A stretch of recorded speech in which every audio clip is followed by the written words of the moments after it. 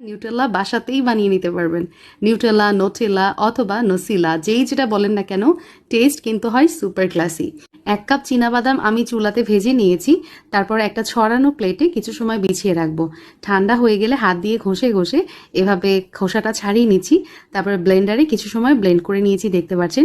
যখন এরকম পেস্টের মতো হয়ে যাবে তখন এর মধ্যে দিয়ে দিব কুকিং অয়েল 2 টেবিল চামচ। তারপরে ঢাকনা দিয়ে আবারও কিছু সময় ব্লেন্ড করে নিব।